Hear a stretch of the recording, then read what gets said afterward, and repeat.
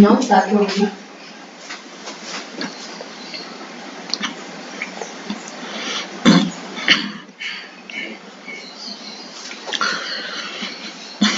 Boa tarde, companheiros e companheiras. Então, nós estamos retornando hoje, não é, o nosso estudo sobre a teoria marxista. A professora Sandra já fez aí uma introdução, mas é interessante nós, nesse primeiro momento, situarmos, né, como tem se dado esse processo, não é? Bom, então há 15 dias atrás nós tivemos o estudo da obra Materialismo e Empiriocriticismo de Lenin. Então nós tivemos em torno de 7 encontros, não é? E cada um desses encontros nós tratamos sobre uma obra, né? Uma das obras.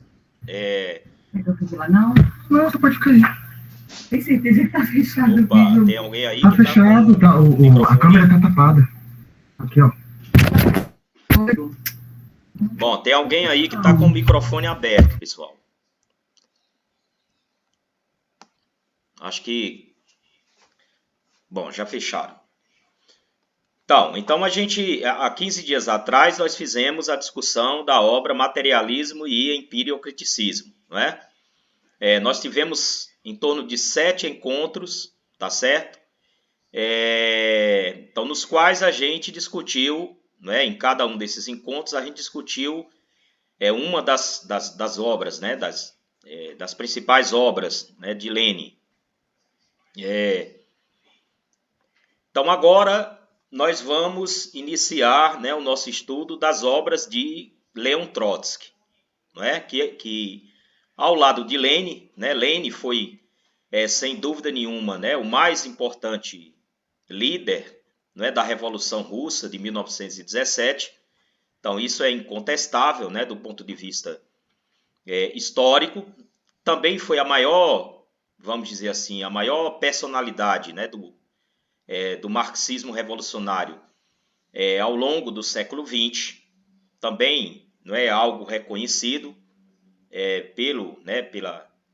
pela grande maioria das correntes revolucionárias, né, no campo do marxismo. Mas Trotsky, ao lado de Lenin, né, teve uma participação decisiva, né, na vitória dos trabalhadores, da classe trabalhadora, em outubro de 1917. Né? E mais ainda, né, além de ter sido uma das principais lideranças do movimento revolucionário, né, na Rússia, no ano de 1917, Trotsky também é considerado, né, como um dos principais, né, marxistas do século XX, tá certo? Na minha visão, depois de Lenin, Trotsky é sem dúvida nenhuma, né, o maior dos pensadores marxistas do século XX. Então a gente vai iniciar o estudo, não é, das obras de Trotsky com a discussão sobre uma obra, não é, na verdade, essa obra, né, intitulada Revolução e Contra-Revolução na Alemanha. Ela é uma coletânea de artigos, não é? Quer dizer, são artigos escritos entre 1930, não é, até 1933, não é?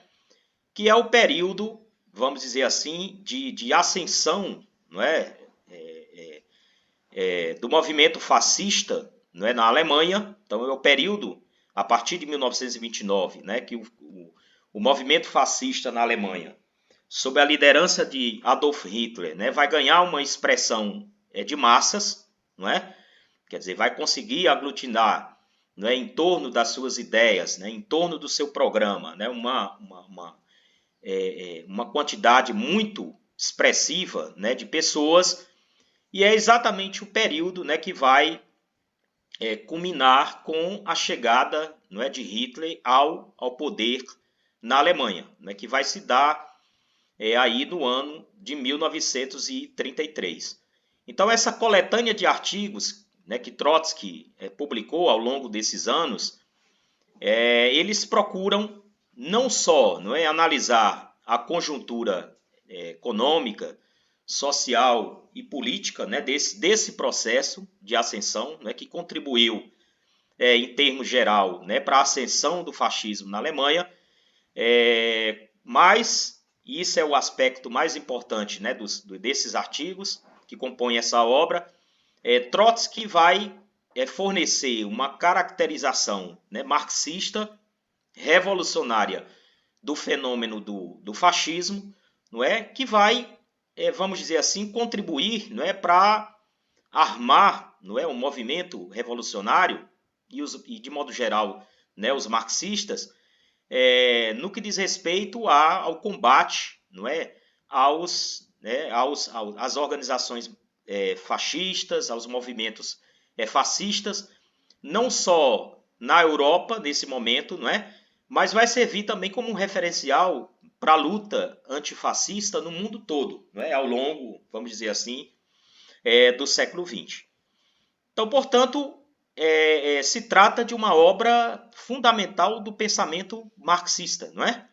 E é fundamental não só para compreender um fenômeno histórico, tá certo?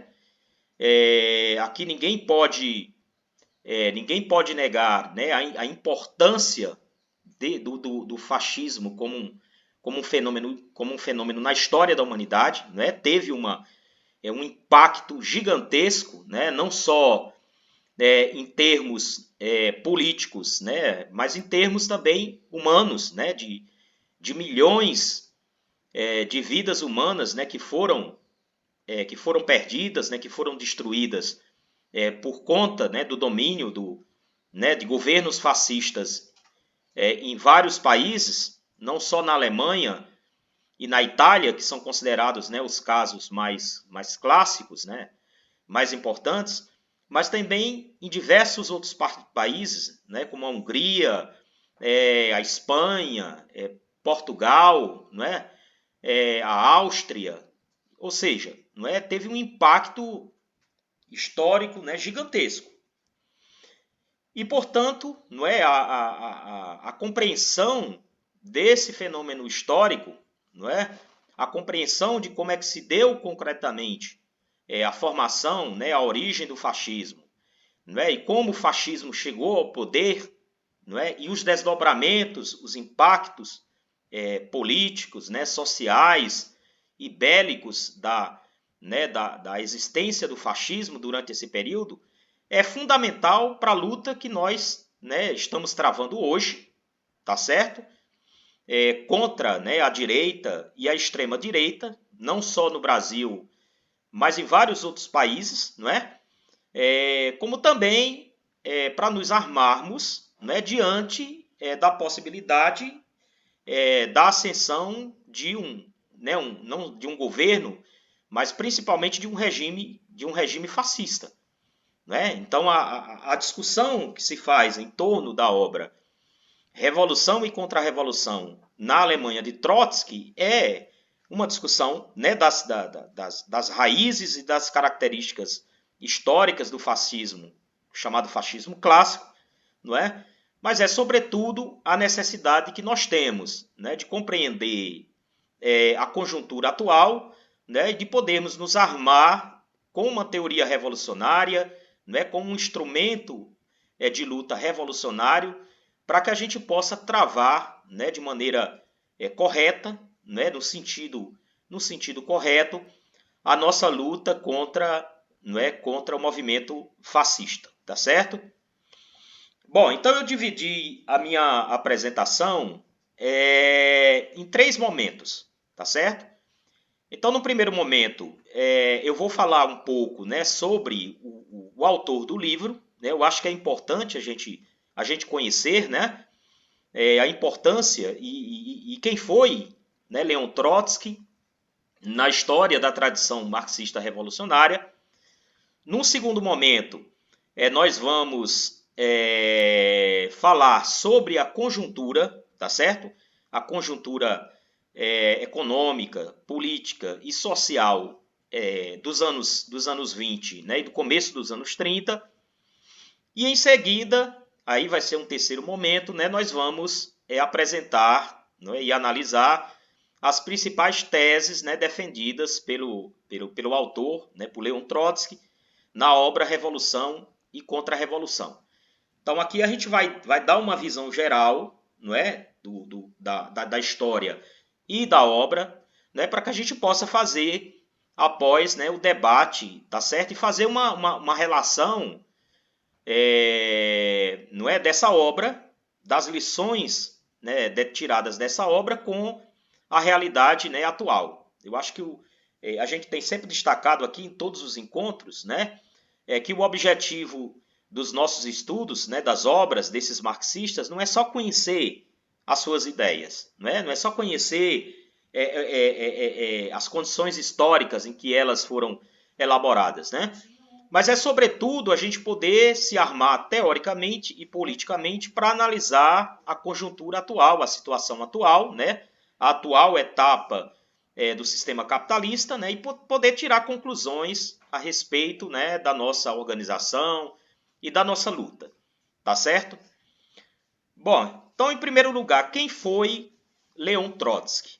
Tá certo?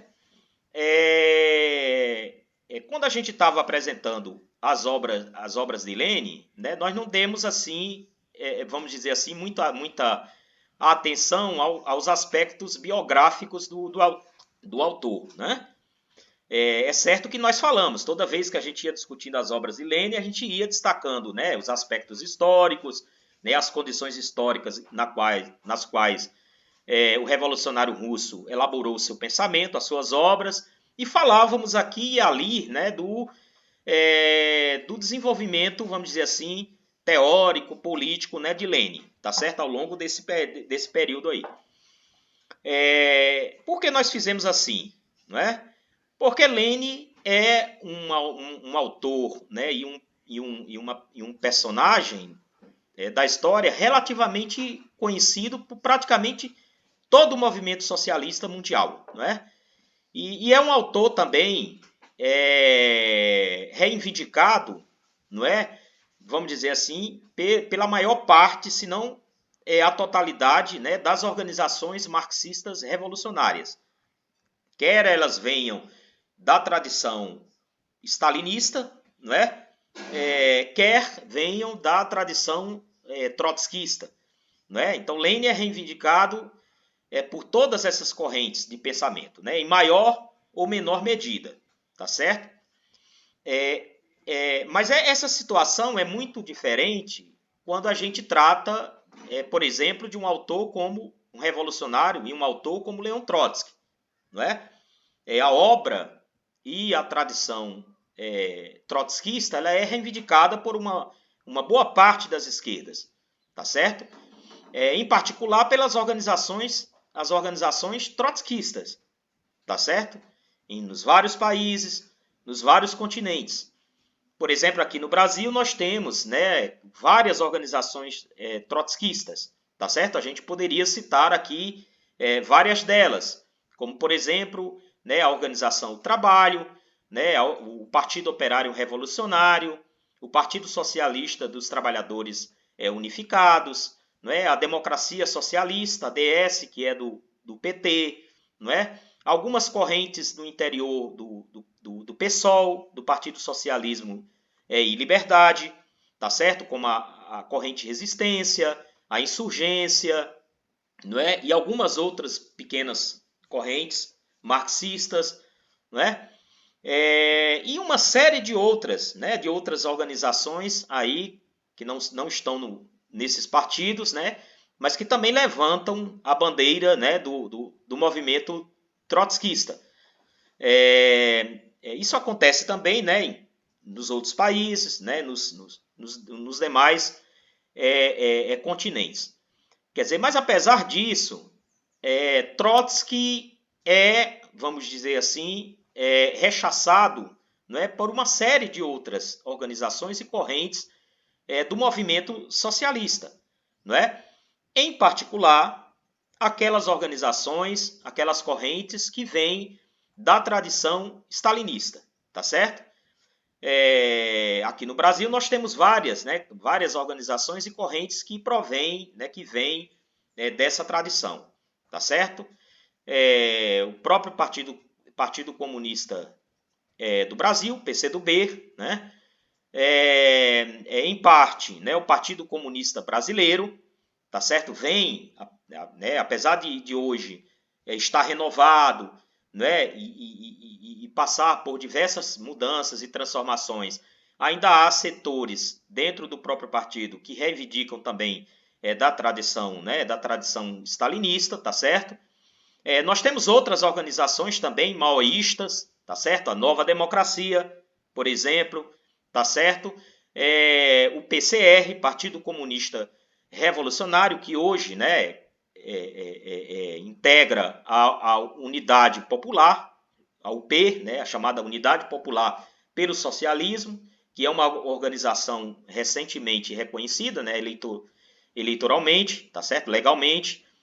E temos outras correntes, outras pequenas organizações que se reivindicam da tradição stalinista, tá certo? Seja a mais clássica, que vem de Stalin, que vem da Rússia, seja outras, né, que vêm, por exemplo, né, da China, do maoísmo, tá certo? Então essas organizações, elas não reivindicam e até rechaçam em quase que totalmente, se não totalmente, né, as contribuições e as análises teóricas que foram desenvolvidas por Trotsky ao longo, né, da sua obra, ao longo da sua vida. Tá certo? Então, por isso que é necessário, nesse primeiro momento, a gente conhecer quem foi, né, esse autor e esse revolucionário tão importante na história do marxismo no século XX. Então, Trotsky foi um revolucionário russo, tá certo? Ele começou a militar, né, no movimento socialista russo no final do século XIX, né? Então, o movimento marxista na Rússia era chamado de movimento social-democrata, tá certo? Então, no final do século XIX, início do século XX, né, Trotsky vai, por conta do seu envolvimento, né, nesse movimento revolucionário, ele vai conhecer pela primeira vez, né, o cárcere, tá certo? Ele vai ser processado e vai ser condenado a alguns anos, né, de prisão na Sibéria. Quando ele sai da Sibéria, já aí, né, na passagem do século XIX para o século XX, ele vai se exilar, não é, na Europa, e na Europa ele vai tomar contato, né, com os grupos, né, de exilados, de revolucionários russos que atuavam nesses países aí, em particular, não é, na Alemanha, na Áustria, na Suíça, não é? Então ele vai tomar contato com esses grupos, né, e vai ser convidado, então, por Lenin a ingressar na direção editorial do periódico, né, conhecido, nós já falamos isso quando estava discutindo a obra O que Fazer de Lenin, né, no periódico Isca, tá certo? A partir de então, tá certo? A partir de 1901, 1902, Trotsky vai jogar um papel importante, né, na social-democracia russa, tá certo? No interior do Partido Operário Social-Democrata Russo. Ele vai participar do Congresso de 1903, que foi o congresso que resultou, não é, naquela cisão que nós vimos também na obra O que Fazer, não é, entre mencheviques e bolcheviques, tá certo? Trotsky não vai ingressar formalmente em nenhuma dessas duas alas do Partido Social Democrata Russo, né, nem na ala menchevique e nem na ala bolchevique. Então ele vai manter uma posição de equidistância, vamos dizer assim, entre essas duas frações, tá certo? Porque ao longo desse período ele vai desenvolvendo posições, não é, que se contrapunham a ambas as frações, tá certo? Em determinados pontos. Ele tinha uma proximidade muito grande com relação à concepção estratégica desenvolvida por Lenin, tá certo? Na Revolução de 1905. Então, ambos, tanto Lenin como Trotsky, né, eles faziam uma avaliação de que a burguesia russa, né, era uma classe social débil, tá certo? Comprometida até a medula com o capital financeiro internacional, tá certo? Com a sustentação do regime czarista e, particularmente, não é, eles demonstravam, né, mostravam, né, a profunda ligação dessa burguesia russa, não é, com a aristocracia, tá certo? Com, não é, os proprietários de terra, com os latifundiários.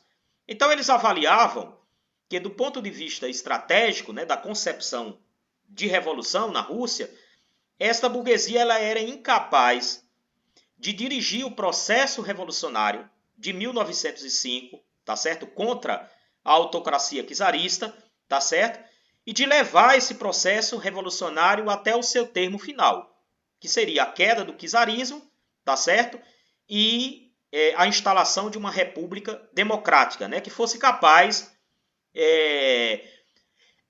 de levar, não é, as tarefas revolucionárias colocadas pela Revolução de 1905 até o seu final, tá certo? Então eles tinham essa avaliação em comum, né, da incapacidade da burguesia de ser a direção do processo revolucionário, tá certo?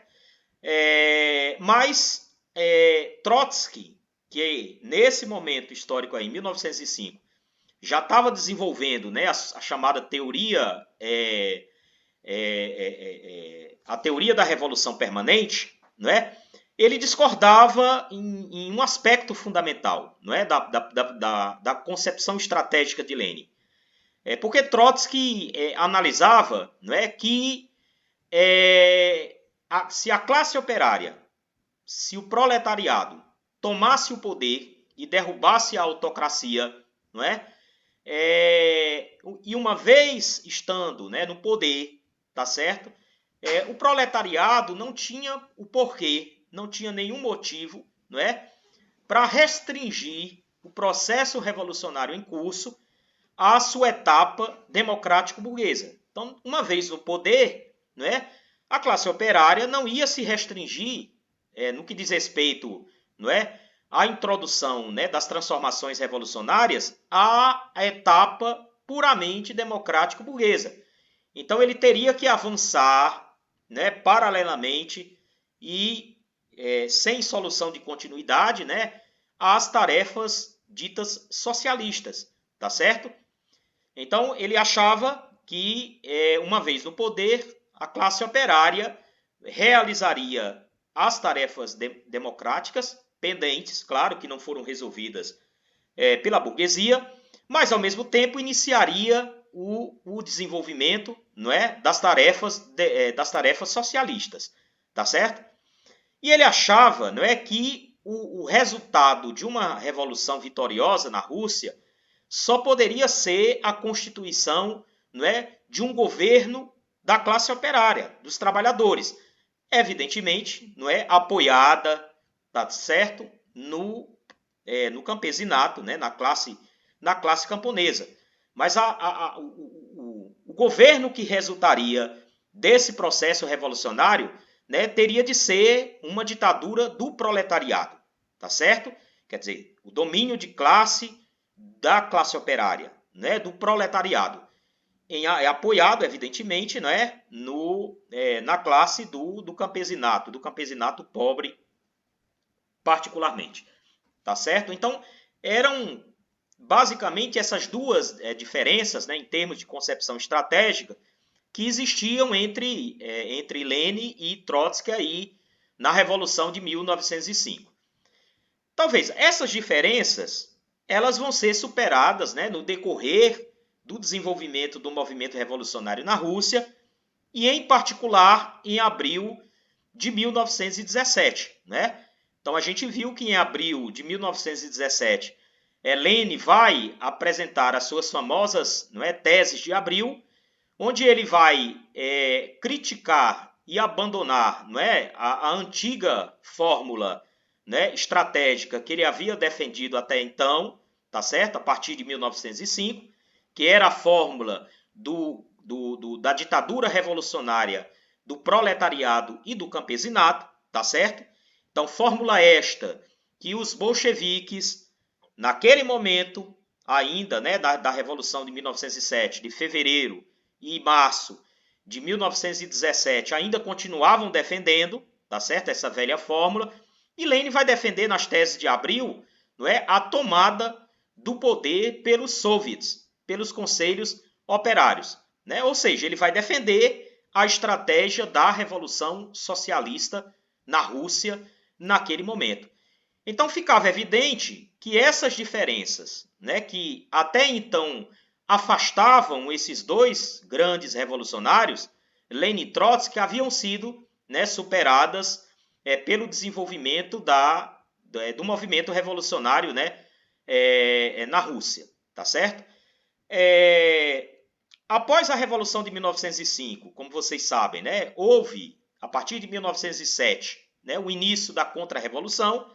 Então, tal como os outros revolucionários, Trotsky também, não é, se exilou, tá certo, na Europa Ocidental, tá certo? Então, ele ficou basicamente aí de 1900, do final de 1906, 1907, né, até praticamente, né, depois da Revolução de Fevereiro de 1907, no exílio, tá certo?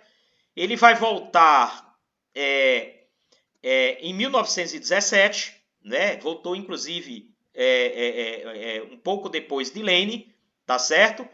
E vai logo depois, em junho de 1917, ele vai ingressar junto com seu grupo, que era denominado de interbairros ou interdistritos, que congregavam, né, além de Trotsky, uma série de outros revolucionários importantes naquele momento. Então esse grupo vai ingressar aí em junho de 1917 no interior do partido bolchevique, tá certo?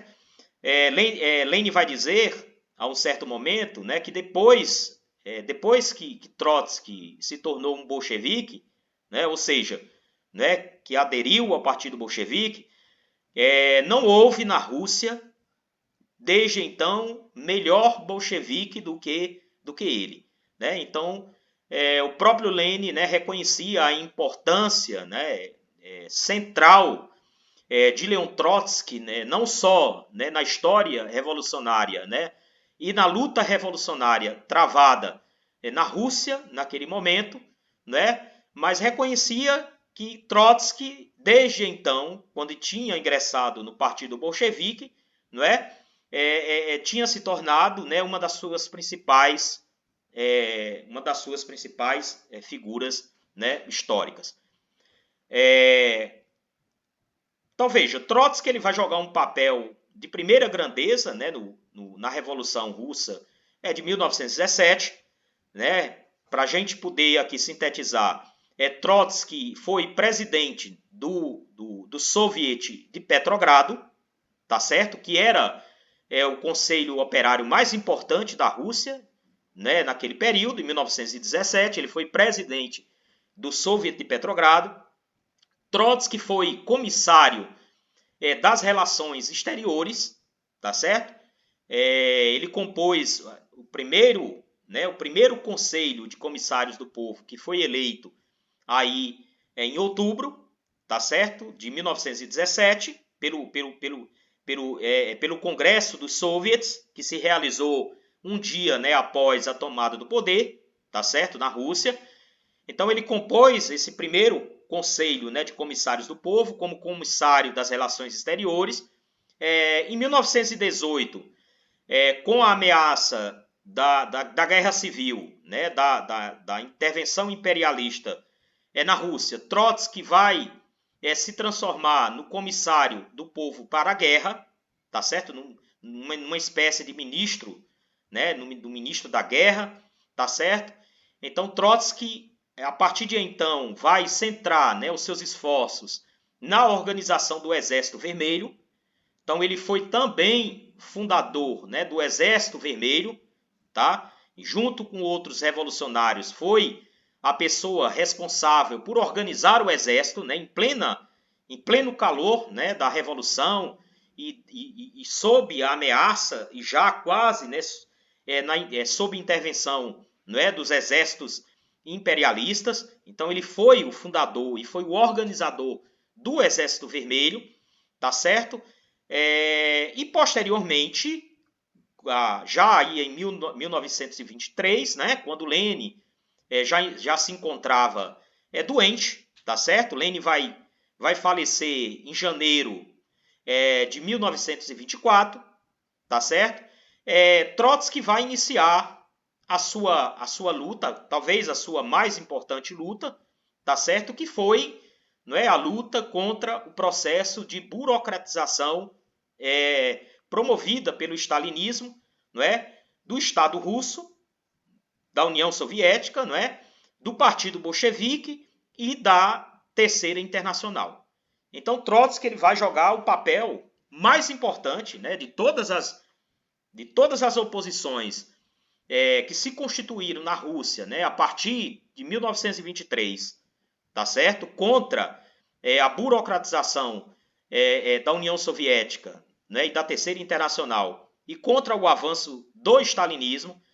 Trotsky vai ser, sem dúvida nenhuma, o mais importante, não é, representante aí da luta, né, contra a burocratização stalinista, tá certo? Então essa luta ela vai se dar ao longo da segunda metade do século XX, dos anos 20, ainda dentro da União Soviética, tá certo?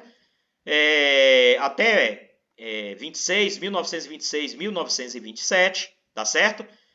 Com a derrota dessa oposição liderada por Trotsky, o revolucionário russo vai ser exilado, tá certo? Ele vai ser expulso da Rússia, tá certo?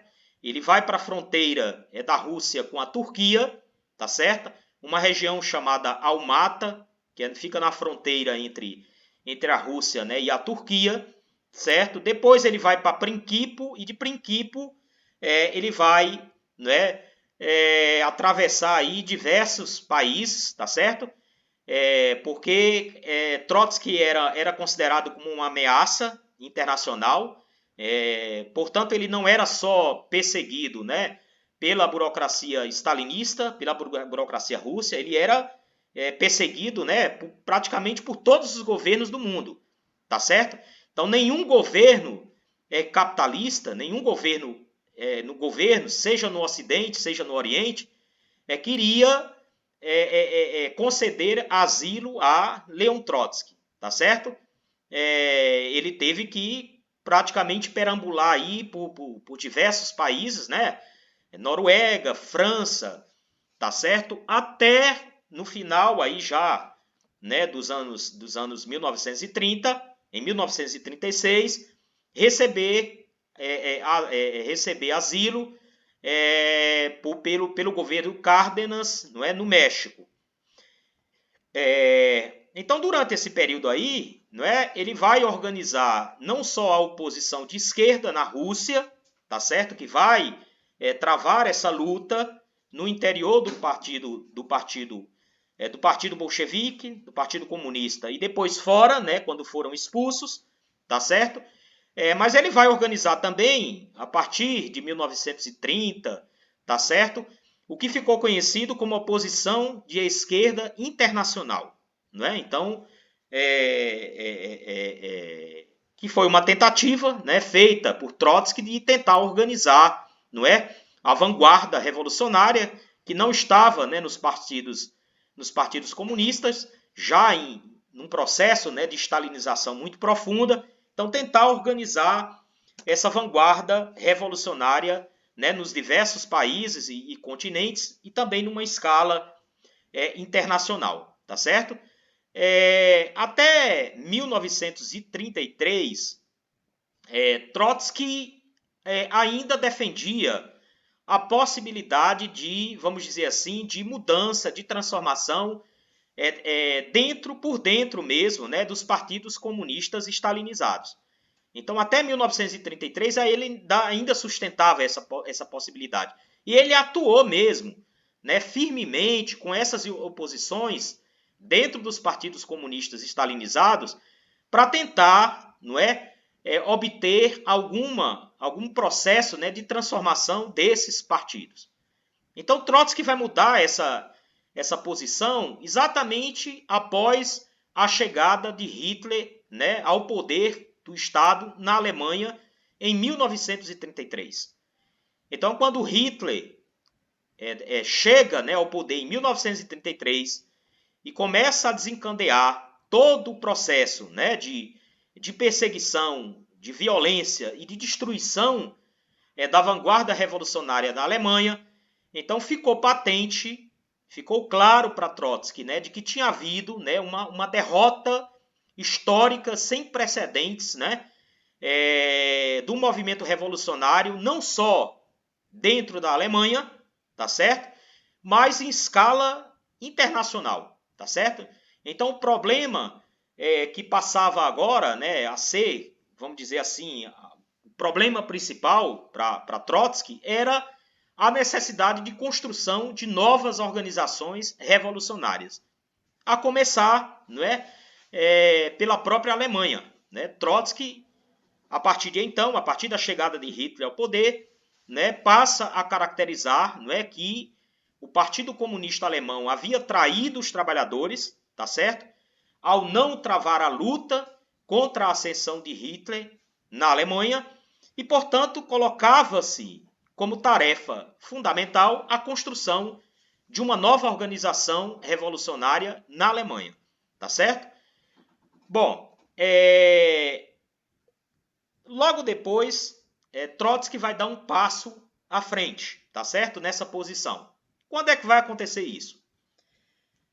Isso vai ocorrer a partir do fato de que a Internacional, a direção da Terceira Internacional Comunista, não é, que estava já também stalinizada, burocratizada, tá certo? Vai fazer um balanço do que tinha acontecido na Alemanha, tá certo? Da atuação do Partido Comunista na Alemanha, e vai chegar à conclusão de que a intervenção e as posições políticas do Partido Comunista na Alemanha haviam sido acertadas, né? Ou seja, a direção da Internacional Comunista, da Terceira Internacional, vai, ao fazer o balanço de todo o processo que levou à tomada do poder pelo movimento fascista na Alemanha, vai concluir que tanto as posições teóricas, políticas, adotadas pelo Partido Comunista e pela Internacional, né, quanto a tática aplicada naquele momento pelo Partido Comunista e pela Internacional Comunista tinham sido acertadas, tinham sido corretas. Né? Quer dizer, não vai fazer nenhuma avaliação crítica, não vai fazer nenhuma autocrítica, né, em relação à sua atuação, não é? No interior, né, do movimento revolucionário na Alemanha. Então, a partir desse momento, vai ficar patente para Trotsky vai concluir, não é, que a Internacional Comunista, assim como aconteceu com o Partido Comunista na Alemanha, não é, havia se degenerado, não é, completamente, tá certo? Não reconhecia os erros que cometeram, que contribuíram, né, com a ascensão do fascismo na Alemanha, e Trotsky então vai decidir, né, vai concluir sobre a necessidade da fundação de uma nova internacional, tá certo? Que seria a Quarta Internacional, né, tarefa essa que ele colocou em prática, tá certo? Começando por organizar os partidos e as organizações em seu entorno, tá certo? E, posteriormente, organizando, né, o Congresso de Fundação da Quarta Internacional, que vai acontecer em 1938, nos arredores de Paris, tá certo? Então, em 1938, vai ocorrer, então, né, o Congresso de Fundação da chamada Quarta Internacional. Quer dizer, embora Trotsky não tenha participado pessoalmente desse Congresso de Fundação, mas ele foi, né, o impulsionador, foi um dos organizadores, né, mais importantes, e foi também o autor dos principais documentos, né, que foram aprovados durante aí esse congresso fundacional, né, da quarta internacional. Um elemento importante aí, né, para a gente concluir esse primeiro momento, né, é que Trotsky passou, né, a última etapa da sua vida, tá certo? Na América Latina, né, no México, tá certo? De 1936 até agosto de 1940, quando ele foi assassinado, né? E é importante ressaltar aqui uma coisa muito interessante, né? Que o Partido Comunista Mexicano, né, que era um partido stalinista, né, fez uma campanha acirradíssima, né, contra o exílio de Trotsky, contra a concessão de exílio de Trotsky pelo governo mexicano, né, pelo governo Cárdenas. Tá certo? Eles fizeram uma campanha brutal, violenta, né, no México e também, né, internacionalmente, para que o exílio, né, para que a concessão de exílio a Trotsky fosse retirada, né, fosse cassada pelo governo mexicano, tá certo? E, evidentemente, né, não só as tentativas, né, de assassinato de Trotsky, como o ato final, né, que foi o seu, né, o seu violento assassinato em 21 de agosto de 1940, né, ele foi planejado, né, e foi todo organizado, não só pelo Partido Comunista Mexicano, mas sob a orientação, não é, da direção central, não é, da União Soviética, né, ou seja, do governo de Stalin, tá certo? Então ele foi assassinado no dia 20, né, de outubro, um agente stalinista que foi treinado, né, pela polícia política stalinista, tá certo? Conseguiu ingressar na residência de Trotsky, tá certo? O nome desse agente stalinista era Ramon Mercader, tá certo? Ele conseguiu ingressar na residência de Trotsky, né, se passando por um namorado de uma das suas secretárias, tá certo? Conseguiu se aproximar, não é? E conseguiu ingressar na residência de Trotsky, né, sob o argumento, né, de que queria que Trotsky lesse e avaliasse um documento que ele havia escrito, tá certo? Infelizmente, né, a segurança de Trotsky na época era feita, né, pelos próprios trotskistas, tá certo? Pelos próprios militantes trotskistas, não é? E como essa pessoa, né, Ramon Mercader, ele se passava, né, por uma pessoa próxima de uma das suas secretárias, né, ele conseguiu ingressar na residência de Trotsky com uma picareta, né, de alpinista, daquelas que são usadas por alpinistas, não é? E quando Trotsky lia, né, o documento que ele havia lhe entregue, tá certo? Ele aproveitou-se dessa distração e aplicou, não é? Desferiu essa picaretada no crânio, na cabeça do revolucionário russo, tá certo? Então, Trotsky ainda agonizou durante várias horas, tá certo? Em um hospital no México, mas algumas horas depois ele veio a óbito, né? Ele veio à morte, tá certo? Então, essa de maneira breve, de maneira sintética, né? Essa é aí, né, a história ou vamos dizer assim, os principais elementos, né, da história desse grande revolucionário russo. Bom, Trotsky tem uma obra fabulosa, não é? Uma obra gigantesca, tá certo? Nós poderíamos citar aqui né, de algumas dessas obras, tá certo? A história da Revolução Russa, né, em 2 volumes, tá certo? Que é considerada até hoje como a obra mais importante, né, de Trotsky, tá certo? E é considerada também talvez a obra mais importante, né, que conta a história da Revolução de Outubro, tá certo? A teoria da Revolução Permanente, que juntamente com o livro Balanço e Perspectiva, tá certo? Constituem, vamos dizer assim, as obras que sintetizaram, né, a sua concepção geral do processo revolucionário, tá certo? Sendo que a teoria da Revolução Permanente é uma obra mais geral, né, e mais, vamos dizer assim, mais profunda, né? Porque ela sintetiza e generaliza, não é, a concepção da Revolução Permanente, tá certo? Não só com base na experiência da Revolução Russa, mas já levando em consideração também, tá certo, o desenvolvimento revolucionário após a Revolução de 1917, tá certo? Como, por exemplo, a experiência da Revolução Chinesa, tá certo? E as outras experiências, né, que se deram aí após a Revolução 17, como a Revolução Alemã. Então é uma obra um pouco mais ampla, né, do que a obra Balanço e Perspectiva, que ele publicou em 1905, tá certo? Sobre a teoria da Revolução Permanente.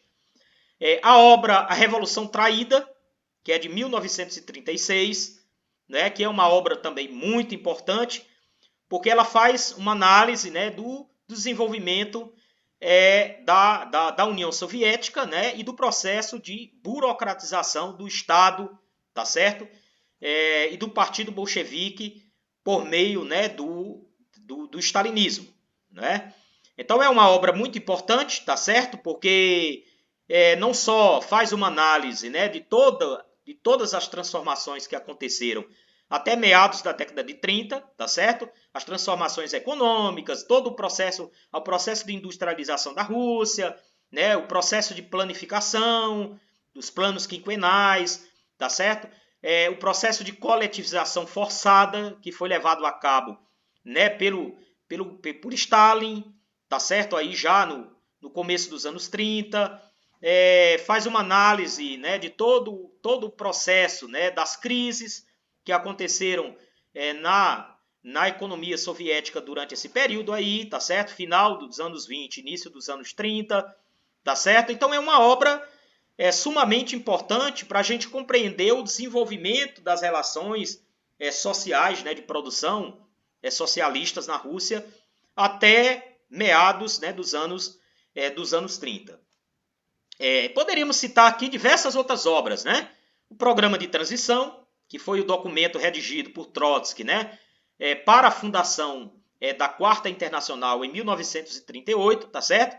Que é uma espécie de atualização do Manifesto Comunista, então levando em consideração toda a experiência, né, do movimento revolucionário socialista desde o Manifesto Comunista, né, até quase o final da década de 30.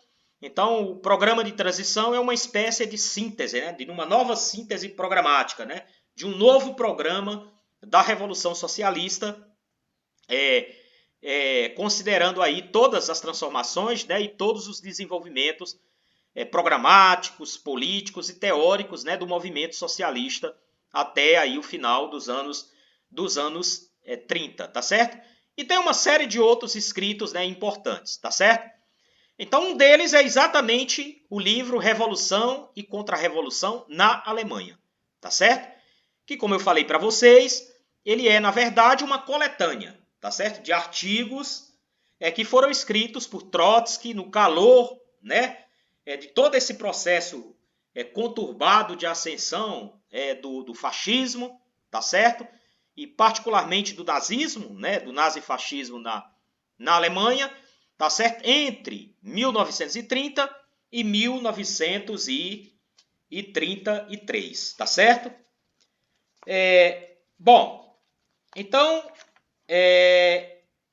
a primeira coisa importante, né, para a gente compreender as teses do livro Revolução e Contra-Revolução, né, é a gente situar esses artigos, né, essa obra, no contexto histórico, né, no qual esses artigos, né, esses documentos foram elaborados, tá certo? Então, sem a gente compreender o contexto histórico, econômico, social e político mais geral desse período aí, então dificilmente a gente vai compreender, né, conseguir compreender toda a discussão que se fez, né, que foi travada no interior do movimento socialista internacional sobre o fascismo, né, e as diferenças táticas, tá certo?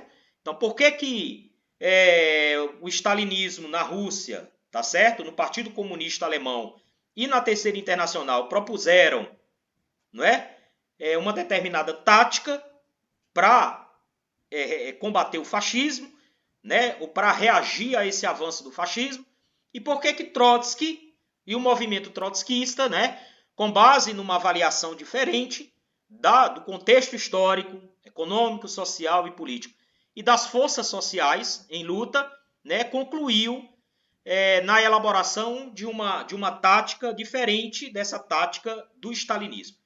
Então, para isso, a gente tem que compreender, né, evidentemente, esse contexto histórico mais geral. Então, o que é que marca esse contexto? Né? O primeiro elemento importante foi a Primeira Guerra Mundial, tá certo? Então, vocês sabem que a guerra, não é, ela durou de 1914 a 1918, tá certo? Durante esse período aí, dessa guerra interimperialista, tá certo? Foi uma guerra imperialista, né? De natureza imperialista. Por quê? Porque o que estava em jogo na Primeira Guerra Mundial era, não é, a luta de frações imperialistas, de estados imperialistas, não é? A França, a Inglaterra, os Estados Unidos de um lado. Do outro lado, não é, o imperialismo tardio, os estados imperialistas que haviam, né, resolvido a sua unidade nacional tardiamente, já no final do século XIX, início do século XX, né, como por exemplo a Alemanha, a Itália, né, o Japão. Então, esse imperialismo tardio, esses estados capitalistas tardios, eles vinham num processo de ascensão econômica, tá certo? De industrialização, e passaram a questionar a divisão política, né, e de esferas de influência internacional que estavam, né, sob a direção dos estados capitalistas imperialistas mais antigos, tá certo? Então vocês sabem que até praticamente a Primeira Guerra Mundial, a nação capitalista mais importante do mundo era a Inglaterra, a Grã-Bretanha, né? E os Estados Unidos vinha num processo ascendente, né, de industrialização, né? Estava já para se tornar a primeira potência econômica mundial, tá certo? De outro lado, a França, que era já um país capitalista, né, desenvolvido, bastante desenvolvido, já industrializado, tá certo? E que tinha também, né, as suas esferas, né, as suas áreas de influência, tá certo? Mas os outros países, como a Alemanha, Itália e Japão, que eram já países imperialistas, né, e que eram potências, né, estavam se transformando em potências capitalistas, eles passaram a questionar essa divisão internacional, né, essa divisão internacional entre as potências. Não é por quê? Porque eles queriam também, não é, a sua parte, né, na rapina das grandes potências. Né? Eles queriam também as suas esferas de influência política e econômica. Então, a Primeira Guerra Mundial é uma guerra de natureza imperialista, é uma guerra de rapina. O que está em jogo é isso, é a divisão econômica, né? Uma nova divisão da influência dos estados sobre o restante do globo, né? Sobre o restante dos países dependentes, coloniais e semicoloniais, né? E é uma redivisão da esfera de influência política. Então, todo mundo sabe aqui que a Inglaterra, a França e os Estados Unidos foram os vencedores, né? Conseguiram derrotar a Alemanha, tá certo? Na Primeira Guerra Mundial, a Itália, que inicialmente estava ligada à Alemanha e o Império Austro-Húngaro, depois ela vai se desligar e vai ingressar, não é, no campo da Inglaterra e da França, tá certo? Portanto, ela vai fazer parte dos países vitoriosos, mas a Itália, como a Alemanha, né, vai sair dessa guerra também, né, muito destruída, tá certo? Muito destruída do ponto de vista não só bélico, né, mas também, né, com os problemas gerais, né, que afetavam e que passaram a afetar a Alemanha, tá certo? De maneira profunda, tá certo? Como o desemprego, a inflação, a miséria crescente, tá certo? Toda, né, a chaga, tá certo? Da fome. Então a Itália também, apesar de fazer parte dos países vencedores, saiu, como a Alemanha, bastante destruída também, né? E com a sua economia também, né? Com esses problemas aí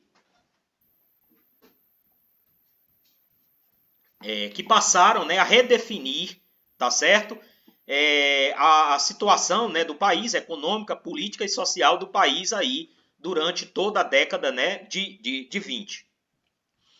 Um outro elemento, né, que faz parte dessa etapa aí é a Revolução Russa, tá certo?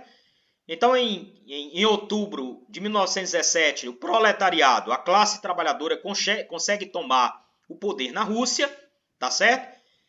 A vitória do proletariado na Rússia abre uma situação revolucionária na Europa, tá certo? Então, vão ocorrer diversas insurreições em alguns países da Europa, tá certo? Na Hungria, em agosto de 1919, tá certo? Na Alemanha, em novembro de 1918, novembro até janeiro de 1919, tá certo? Em 1921 e em 1923 também na Alemanha, tá certo? A Revolução Chinesa, aí nos anos 20, né? Particularmente aí de 25 até 1927, tá certo? Vai ocorrer uma greve geral na Alemanha, tá certo? Aí em meados dos anos 20, que vai ser uma greve de proporções muito importantes, tá certo? Que vai ter uma influência também marcante aí na história durante esse período, tá certo? Então, a vitória do proletariado na Rússia vai desencadear a abertura de uma situação revolucionária na Europa, tá certo? Por exemplo, na Itália, em 1920, 1921, vai ter uma onda de greve, né, greves, e durante esse processo aí, dessas greves, né, de operários na Itália, vão se constituir os chamados conselhos operários, né? Conselhos operários, comitês de fábrica, tá certo? Então, esse processo das greves na Itália vai causar, não vai causar um impacto muito grande aí nesse período, tá certo? E vai, evidentemente, desencadear na burguesia, né, o temor de que houvesse uma revolução vitoriosa na Europa e particularmente aí, né, na Itália e na Alemanha, tá certo? Que já eram países capitalistas, né, adiantados, né, países capitalistas imperialistas. Então, a vitória de uma revolução nesses países capitalistas avançados não só seria importante para consolidar a revolução na Rússia, para fazer avançar a revolução na Rússia, mas teria um impacto mundial, maior até do que a Revolução Russa, né? Maior até do que a Revolução de Outubro, porque se trataria de uma revolução vitoriosa num país capitalista avançado, como a Alemanha. Imagine, com a tecnologia, com a técnica que a Alemanha tinha, com a indústria mecanizada, né? Com a indústria tecnificada que a Alemanha tinha, tá certo? Então, com certeza, né, abriria a possibilidade aí para o desenvolvimento das relações socialistas na Rússia muito mais rápido, né? E de irrupção de processos revolucionários no mundo todo aí, né, durante esse período. Então a Revolução Russa vai causar um temor muito grande na burguesia internacional e nas burguesias nacionais, não é? Bom, um outro elemento importante aí, né, desse período é a crise de 1929, tá certo? Que até então, né, até 2007, 2008, foi considerada, né, por todos os analistas econômicos e também pelos marxistas, evidentemente, como a maior crise econômica e financeira da história do capitalismo, tá certo? O auge da crise, né, foi entre 1929 e 1933, tá certo? Essa crise, que é conhecida, né, como o crack da Bolsa, né, de Nova York, que é simbolizada, né, pela falência da Bolsa de Nova York, ela levou uma quebradeira geral, né, da economia mundial, tá certo? De empresas, de grandes conglomerados econômicos, de bancos no mundo todo, tá certo? Nos Estados Unidos foi uma quebradeira geral, né, do sistema bancário norte-americano. Então foi uma crise que teve um impacto, né, mundial, inclusive aqui no Brasil também, né? Vocês lembram, né, da crise do café, tá certo? Da crise da produção cafeeira, que dialeticamente, né, acabou aqui no Brasil abrindo, juntamente com outros elementos aí dessa conjuntura, abrindo a possibilidade, né, para a política, né, para a subida de Vargas ao poder, né, e para a abertura aí de um período, né, que nós chamamos de nacional desenvolvimentismo, né, que levou ao desenvolvimento industrial, né, um processo de desenvolvimento industrial em nosso país. Né? Então, o impacto realmente aí dessa crise de 1929 a 1933 foi arrasadora, né, na economia mundial, tá certo? Então, portanto, não é? Essa conjuntura aí, tá certo, da década de 20, que é o pano de fundo, né, que é o tecido econômico, social e político, não é? Da ascensão do fascismo, da origem, da formação e da ascensão do fascismo, não é? Ela é fundamental para a gente poder compreender esse processo, né, histórico que vai culminar, não é, com a chegada de Mussolini ao poder, não é, em 1922 na Itália, tá certo? E posteriormente aí, já em 1933, não é, a chegada de Hitler, tá certo? Hitler vai se tornar primeiro-ministro aí em 1933. Portanto, esse fato marca, né, definitivamente a vitória, né, a chegada do nazifascismo ao poder na Alemanha.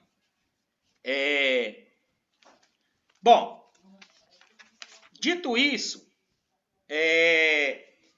vamos fazer uma síntese aqui, não é, do que foi o fascismo, tá certo? Como é que se deu esse processo de ascensão do fascismo na Itália e na Alemanha? Bom, primeiramente em relação, né, ao fascismo italiano, que foi o fascismo original, né? Embora se reconheça, né, que o fascismo ele teve uma primeira expressão embrionária na França, tá certo?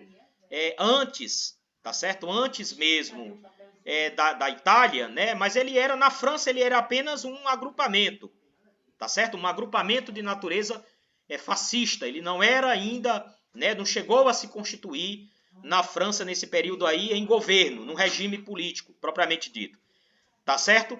Então, na verdade, o fascismo italiano foi, de fato, né, a primeira, vamos dizer assim, a primeira expressão do movimento fascista, né, em escala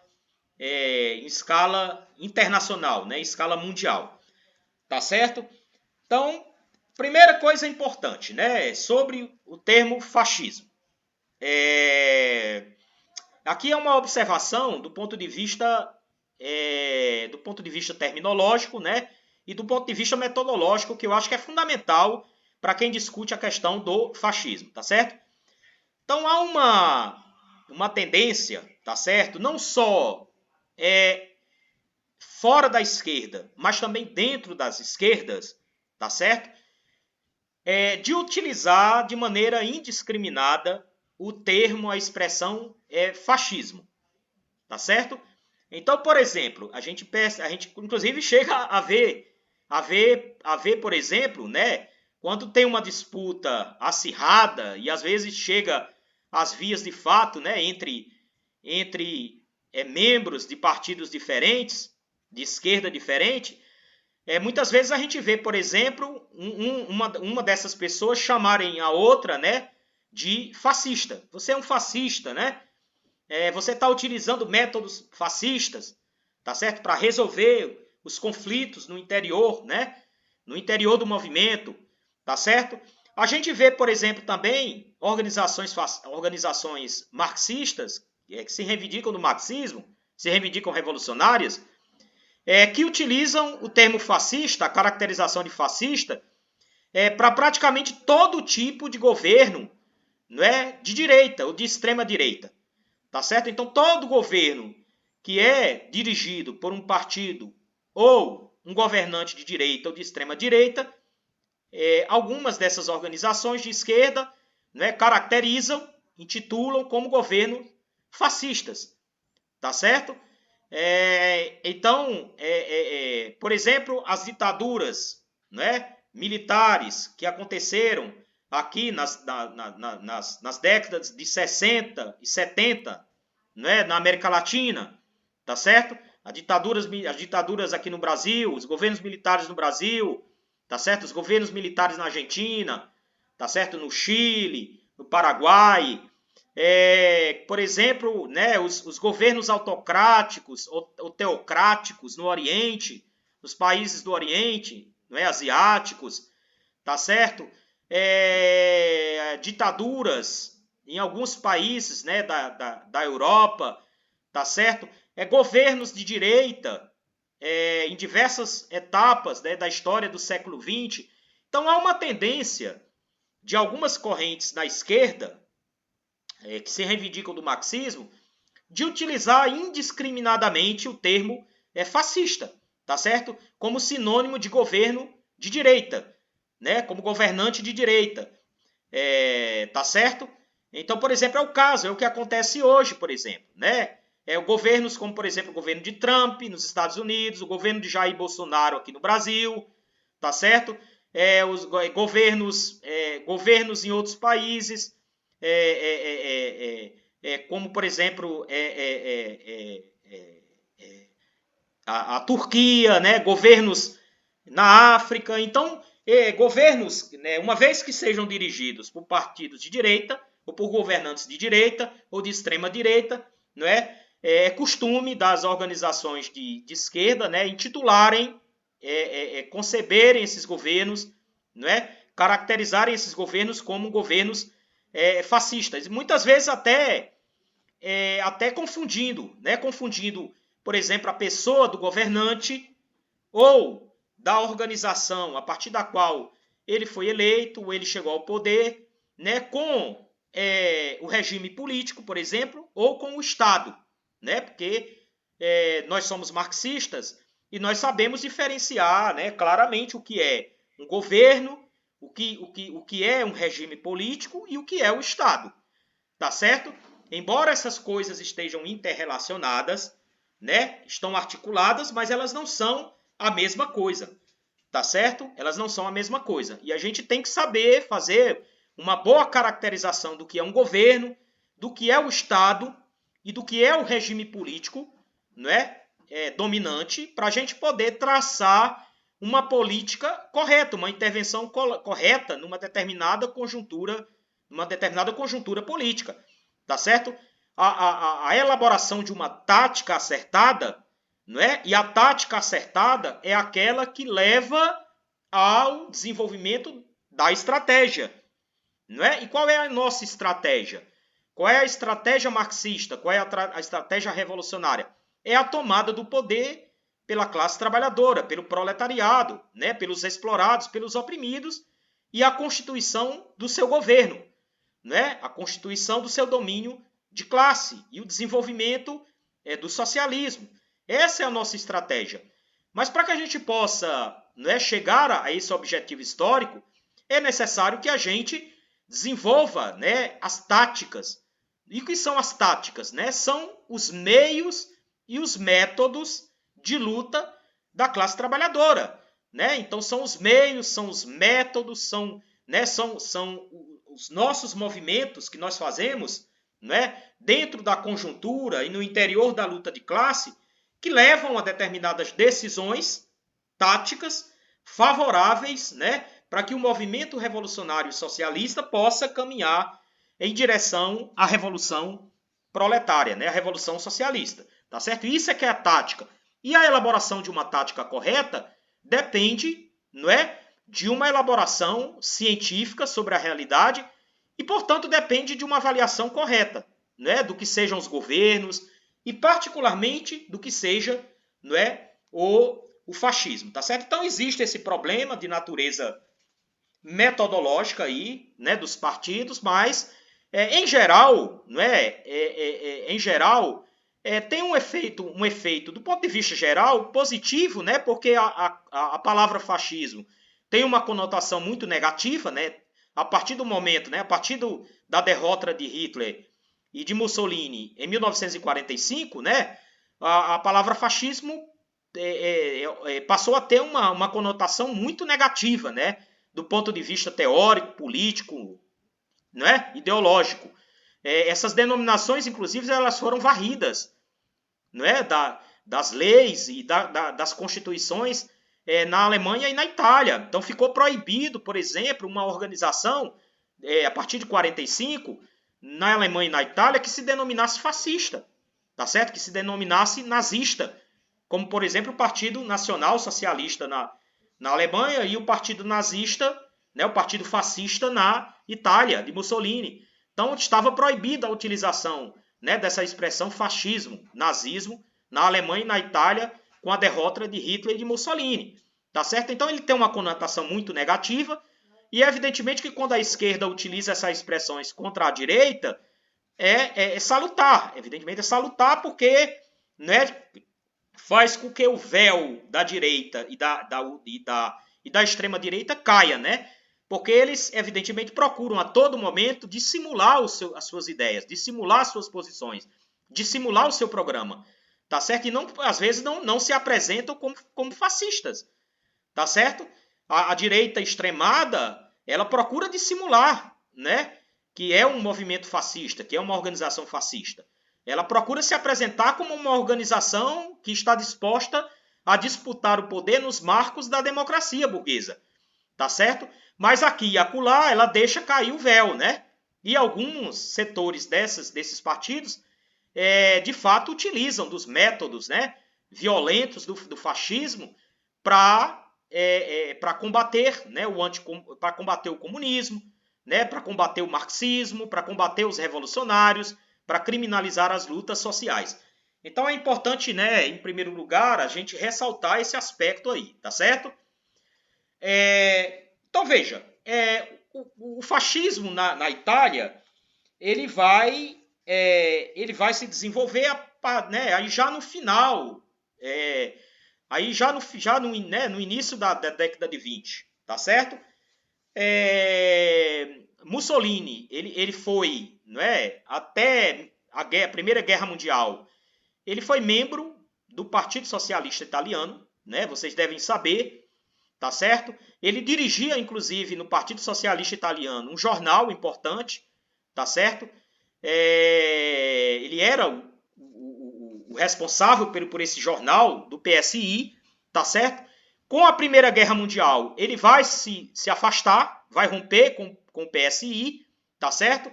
Porque o PSI tomou a posição de que a Itália não deveria intervir na guerra, não deveria entrar na guerra, né? E Mussolini vai adotar uma posição contrária, né? Uma posição nacionalista de direita, né? Baseada no patriotismo, né? Do social patriotismo, aliás, no patriotismo, no sentido de que a Alemanha deveria intervir na guerra, deveria ingressar na guerra, né, para defender os seus interesses, né, que ele chama de interesses nacionais, mas a gente sabe que, em última instância, os interesses nacionais, na verdade, eram os interesses, né, dos grandes conglomerados monopolistas, né, alemães, das grandes corporações econômicas, né, italianas, e no caso do nazismo, né, dos grandes monopólios, né, alemães, tá certo? Ele vai se distanciar, ele vai ficar muito impressionado, né, com as organizações patrióticas que começavam a se formar durante a guerra e após a guerra na Itália, que eram chamados de fascio, tá certo? Fascio, que é uma expressão italiana que significa feixe, né? E é daí a origem do nome né? Fascismo, vem de fascio, tá certo? Que significa feixe de varas, né? De varas, que remetia a um antigo símbolo, né? Da época dos Césares, né? Dos impérios lá romanos, tá certo? Que era um símbolo, né? De um machado, tá certo? Com a estaca, ao redor do qual haviam, né, feixes ou varas, tá certo? Era um símbolo que tinha uma conotação, né, do Império Romano, tá certo? Do combate aos inimigos. Simbolizava o combate ferrenho, né, aos seus inimigos, tá certo? Então, esses fascios, que eram essas organizações patrióticas, elas vão se disseminar aí, né, com a Primeira Guerra Mundial na Itália. Tá certo? Então, impressionado com isso, Mussolini vai formar, então, uma organização chamada Fascio de Combatimento. Tá certo? Vai fundar um jornal chamado Popolo d'Italia, não é? E vai fundar aí uma organização chamada Fascio de Combatimento, né? Fascio de combate, não é? Que vai ser a primeira organização, tá certo? Que vai ser a base aí do partido fascista na Itália. Logicamente que Mussolini vai culpar, né, os socialistas, né, pelas consequências da guerra, tá certo? Ele vai dizer que os socialistas, ao defender o internacionalismo contra o nacionalismo, o patriotismo, e ao defender os interesses da classe operária, não é? Eles, na verdade, estavam se opondo à nação, tá certo? À unidade nacional, e, portanto, eles estavam fazendo jogo do imperialismo, né, das outras potências. Então, é como se os socialistas italianos, que estavam contra a guerra, né, e contra a entrada da Itália na guerra, na verdade, estivessem defendendo interesses estrangeiros, né? Que seriam os interesses das grandes potências imperialistas, né, como Estados Unidos, né, Inglaterra e França, tá certo? Então ele vai disseminar aí essas ideias, né, evidentemente equivocadas, de que os socialistas, né, eram os verdadeiros aí culpados, tá certo? Pelo desastre, né, da Itália na Primeira Guerra Mundial e, portanto, por todas as consequências da Primeira Guerra Mundial, tá certo? O desemprego, a inflação, a miséria, a falência, né, dos pequenos produtores, dos médios produtores, etc, tá certo? O Partido Fascista, né, ele vai se caracterizar desde o início, né, pela utilização sistemática da violência, tá certo? Isso é um aspecto que caracteriza esses grupos, né? Ele vai formar grupos paramilitares, é uma outra característica também importante aí, né, do fascismo na Alemanha e na Itália, a formação de grupos paramilitares e milícias paramilitares, né? Para vocês terem uma ideia, a milícia de Mussolini, né, que vai realizar a marcha sobre Roma em 1922, não é, tinha em seus quadros 40 mil militantes, 40 mil pessoas que marcharam sobre Roma, não é? Dirigidos por Mussolini, tá certo? Então eram verdadeiros, né, movimentos, né, grupos que organizavam não só centenas de pessoas, mas milhares, não é, de pessoas, né, durante durante esse período. Então, por exemplo, em 1919, os fascistas eles vão entrar no jornal Avante, que era o jornal do Partido Socialista Italiano, né, e vão destruir a sede, né, do jornal Avante, tá certo? Durante as greves de 1919 até 1921, tá certo, na Itália, os fascistas eles vão combater os grevistas e vão combater as organizações revolucionárias através, né, da violência aberta, tá certo?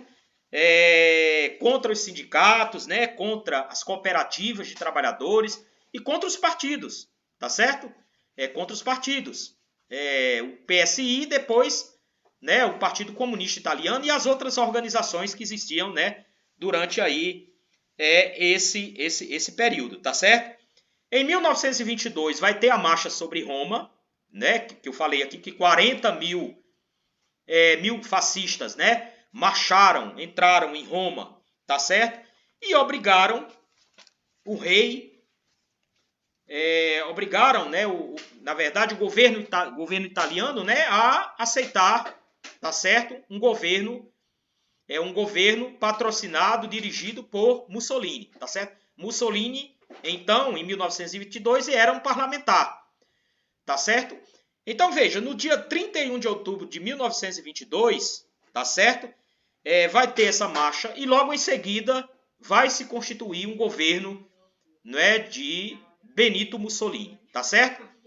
Esse governo, ele vai gradativamente, né, tomando decisões autoritárias, né, violentas, tá certo? Contra os partidos revolucionários, tá certo? Ele vai gradativamente fechando o regime, tá certo? Por exemplo, em 1924, um importante dirigente socialista, né, chamado Giacomo Matteotti, ele vai ser assassinado, tá certo? Pelas hordas fascistas, tá certo? E já em 1925, Mussolini ele vai fechar definitivamente o regime político, né? Vai destruir qualquer traço de democracia ou de regime democrático na Itália, tá certo? Com o fechamento do parlamento, tá certo? Com o fechamento dos partidos políticos, inclusive o Partido Comunista Italiano, tá certo? A prisão de diversos políticos e revolucionários, entre eles, né, o mais importante, o mais conhecido deles aí, que foi Antônio Gramsci, né? Gramsci vai ser aí preso em 1925, colocado no cárcere, né? No cárcere fascista, tá certo? E vai ficar preso aí durante pouco mais de 10 anos, né? Até praticamente 1935, depois de 1935.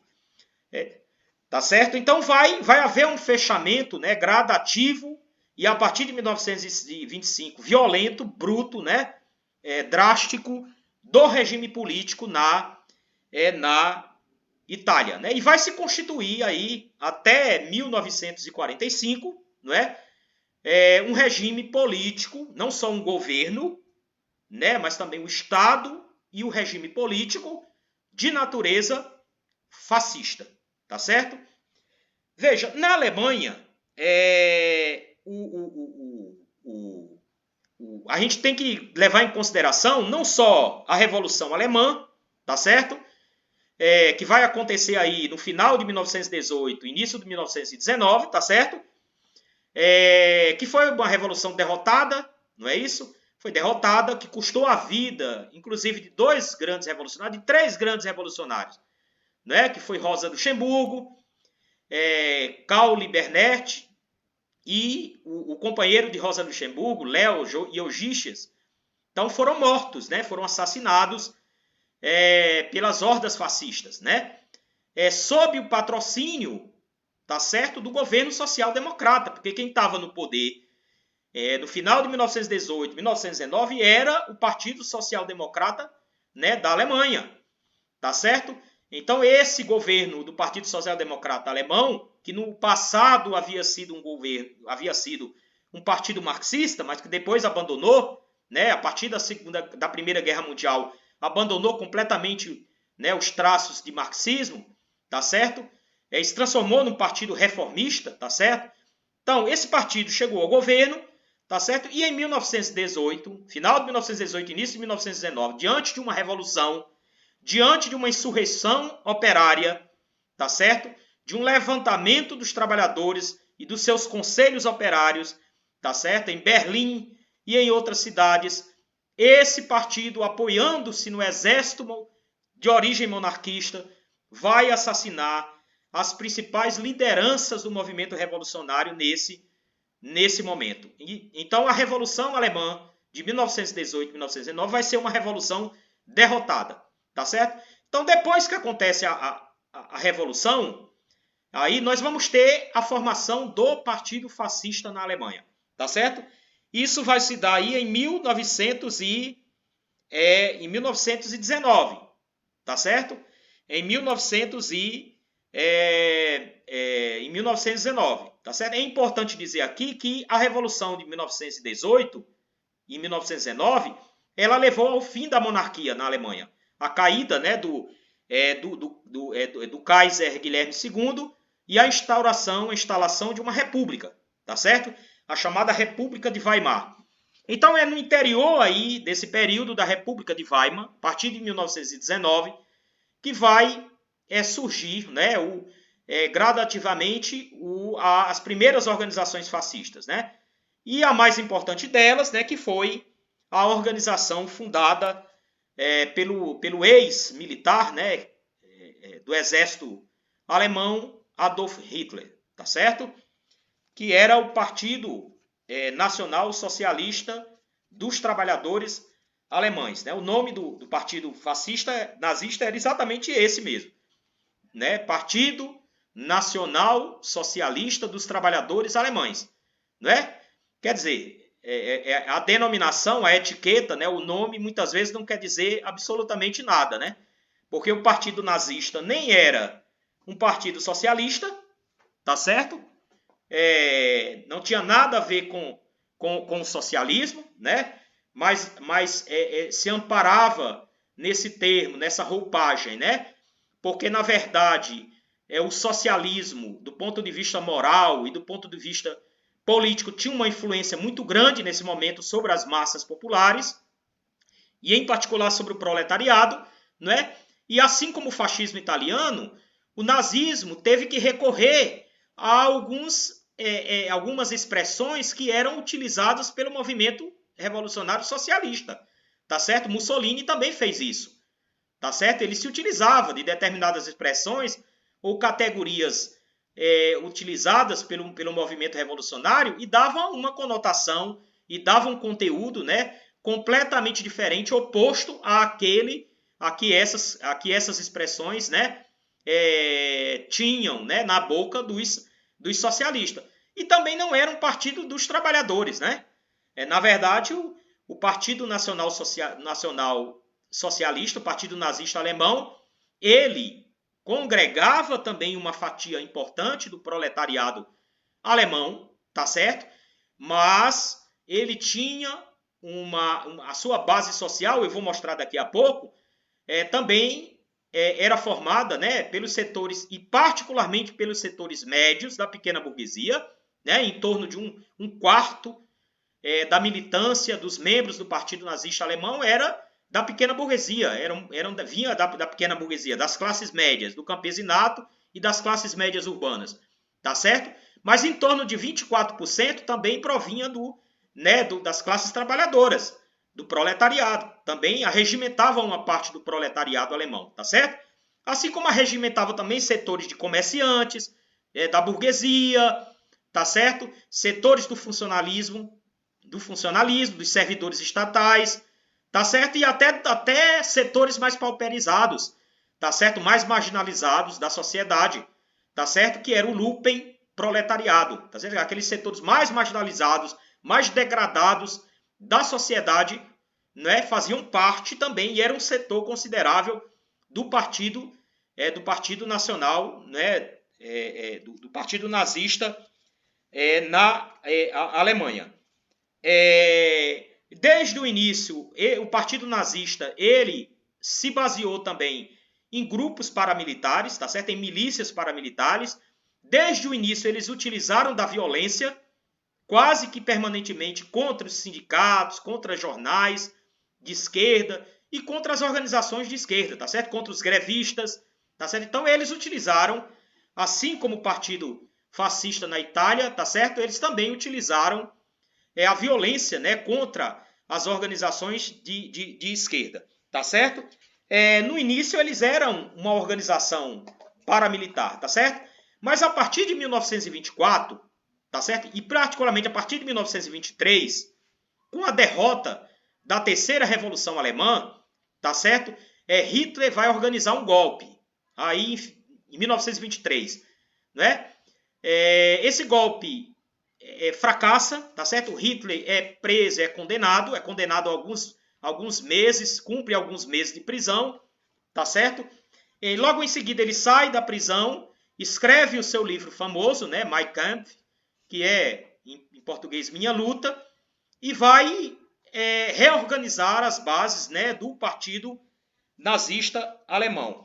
Então, a partir de 1924, o partido nazista ele vai ter uma atuação legal, uma atuação dentro das regras da democracia também. Ele mantém a sua base paramilitar, tá certo? Mas ele vai ter uma atuação legal, eleitoral, né? Ele vai começar a participar das eleições na Alemanha, tá certo?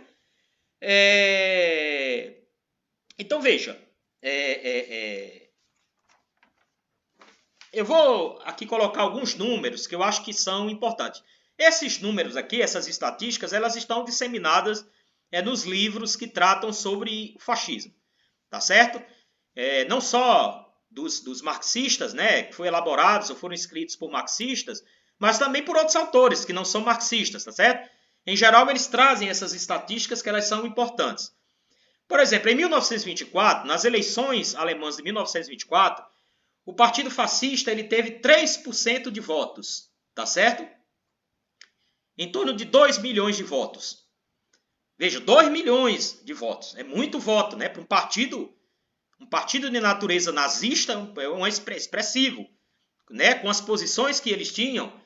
Em 1928, 2% de novo.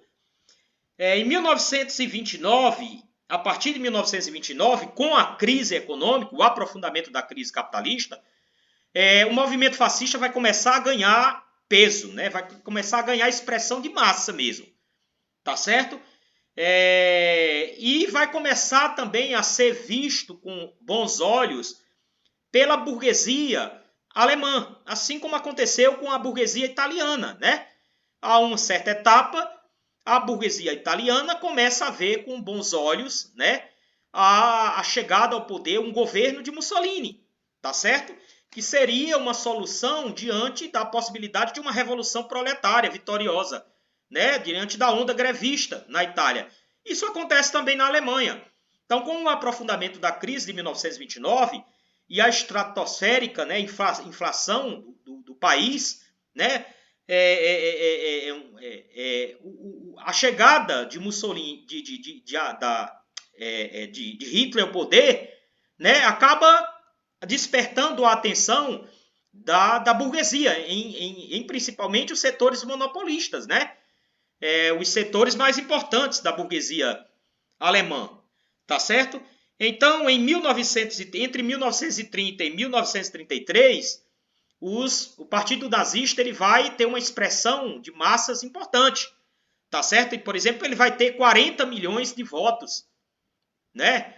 Em torno de 16%, né, dos votos nas eleições. Então, realmente aí, nesse período de 30 até 33, o Partido Nazista de Hitler vai ganhando efetivamente corpo, né? Se a gente pegar, por exemplo, outro dado, o dado dos jornais que eles publicavam, né? Se você for pegar, por exemplo, a tiragem do jornal do Partido Nazista, em 1926, eles publicavam 10 mil exemplares. Em 1930, 84 mil exemplares diários. 1931, 108 mil. 1932, 126 mil exemplares. Então, realmente é uma demonstração de que né, a influência do Partido Nazista estava cada vez mais, né, se ampliando. O que era um dado importante, né, não só da avaliação da conjuntura, da situação política, não só pelo Partido Comunista Alemão, mas também pelas outras organizações, como, por exemplo, né, a organização trotskista, liderada por Trotsky, mas era um dado importante para a avaliação da conjuntura geral, né, desse momento, tá certo? Por exemplo, se a gente for... Agora um dado importante, a questão da composição social do Partido Nacional Socialista, né, do Partido Nazista. Os operários, né, representavam 12,9% da base social do partido em 1923. Em 1930, passa para 26,3%. As classes médias representavam 2,6% em 1923. Em 1930, 24% da base do fascismo. Artesãos, em 1923, 20%. Em 1930, 8,5%. Diminuiu em relação aos artesãos. Comerciantes, em 1923, era 13,6% da base do fascismo. Em 1930, 7,6%. Camponeses, 10,4% em 1923. Em 1930, 13,2%. E servidores públicos, 7,2% em 1923.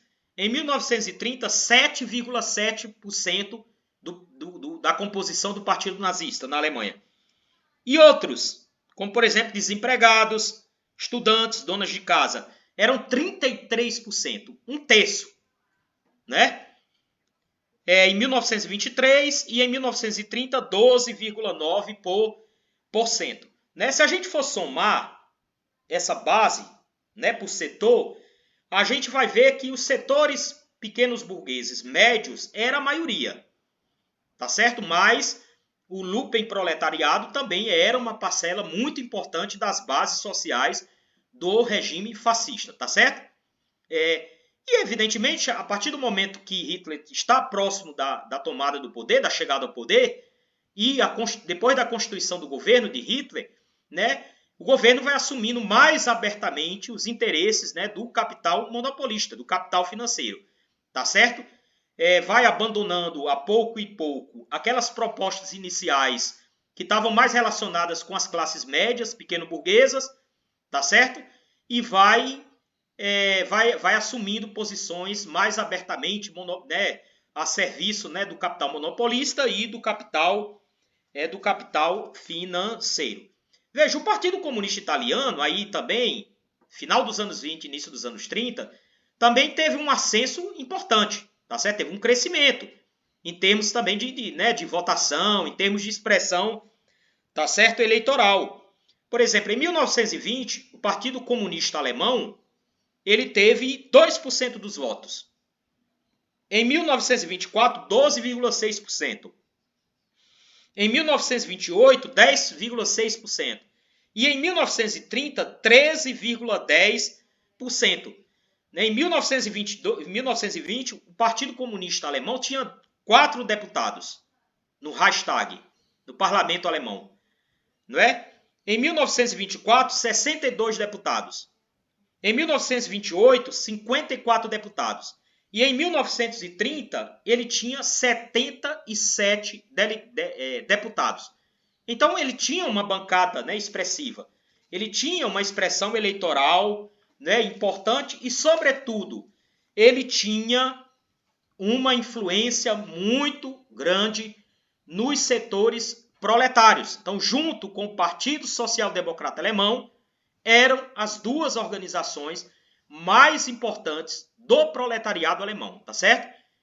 De um lado, o Partido Social Democrata Alemão e do outro, o Partido Comunista Alemão. Eram as duas principais organizações operárias que tinham, né, uma influência, um poder, um controle sobre as organizações dos trabalhadores. E, portanto, podiam ter, né, um papel fundamental no combate ao fascismo, não é?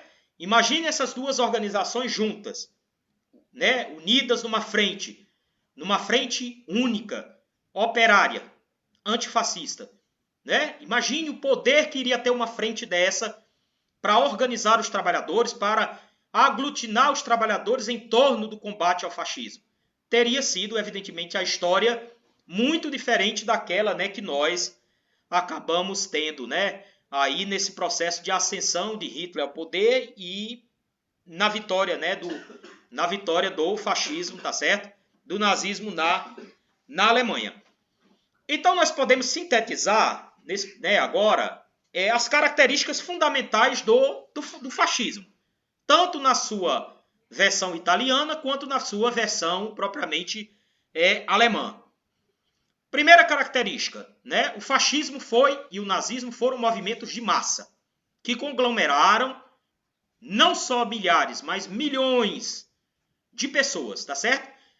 De variadas classes, setores importantes do proletariado, setores importantes da pequena burguesia, da classe média, setores do lumpenproletariado e setores da burguesia, tá certo? Da burguesia, tanto na Alemanha como na Itália. Então foi um partido e foi um movimento de massas, tá certo? Segunda característica, né? Foi desde o princípio uma organização também com uma base paramilitar. Então, desde o seu início, constituíram milícias paramilitares, tá certo? Grupos armados, milícias que agiam com violência contra grevistas, contra sindicatos, contra jornais operários e contra as organizações de esquerda. E milícias essas que vão se fundir posteriormente com os exércitos na Alemanha e na Itália e vão ser, né, inclusive, a base para a reorganização dos novos, né, exércitos, tá certo? Do Estado fascista, do regime político fascista na Alemanha e na Itália. Terceiro, que é muito importante,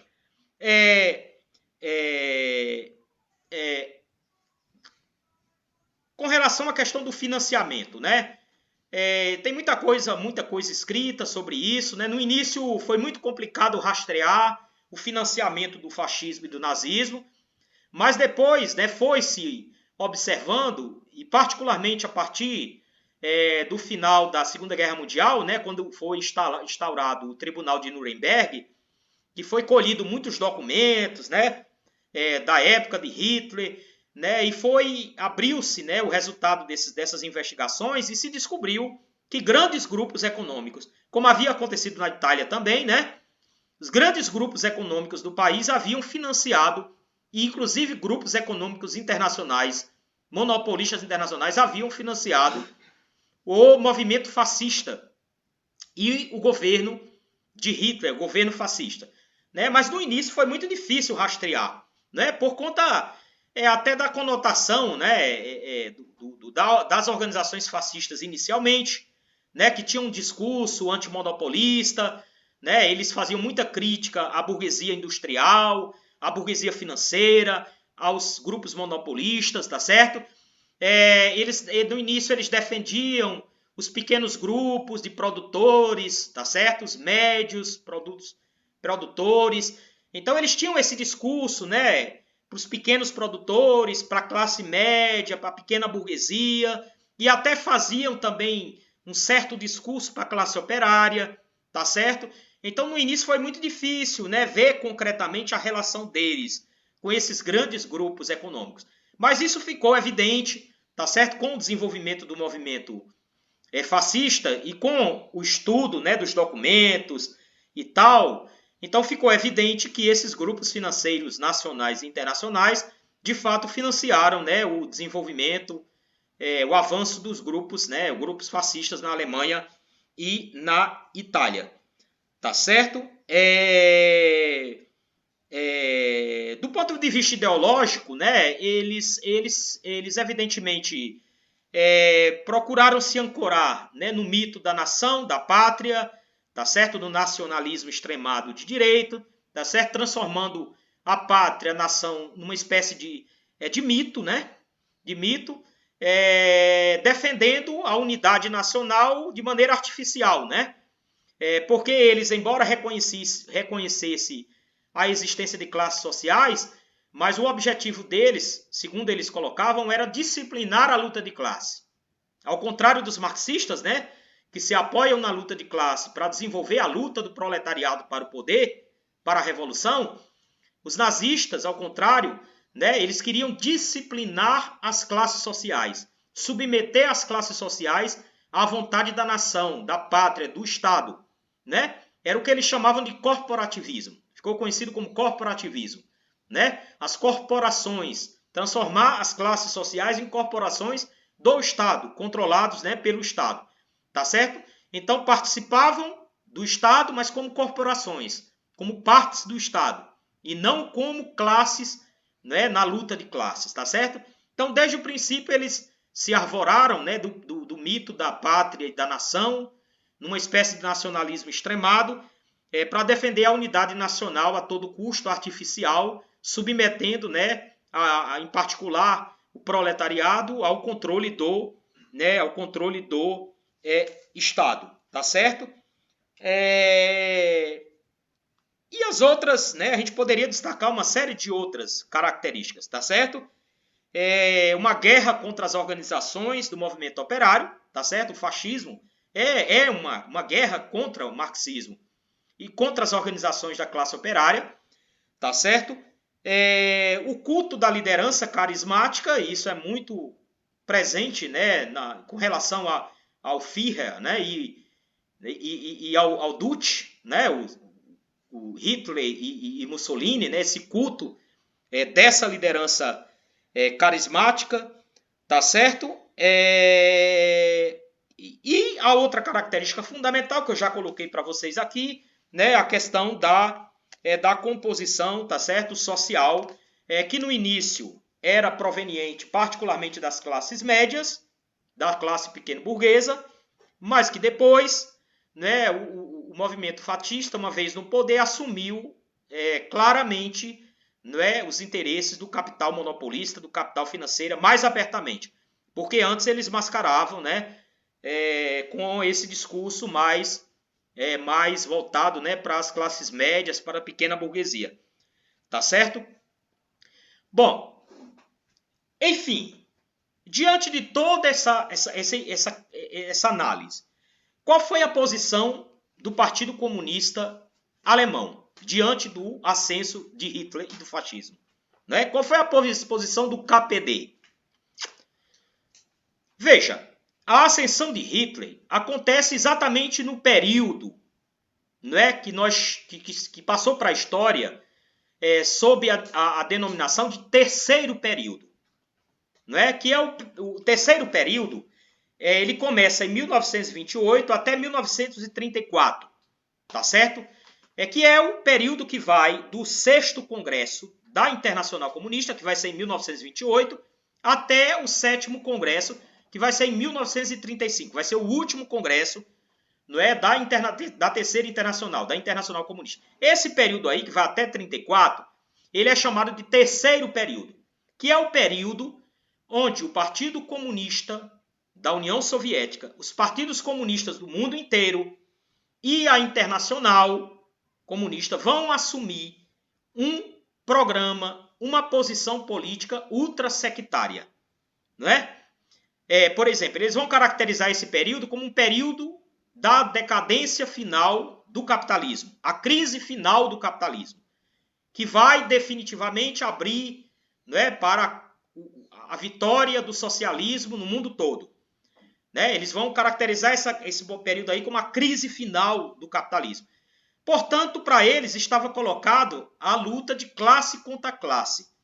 O que é que significa isso? Significa que eles vão adotar uma posição extremamente sectária em relação aos outros partidos, aos outros setores do movimento socialista, em particular com a social-democracia. Tá certo? Aqui eu não estou nem levando em consideração o movimento trotskista, que era combatido a ferro e a fogo, violentamente pelo stalinismo, né? por Stalin e pelos partidos comunistas no mundo todo, tá certo?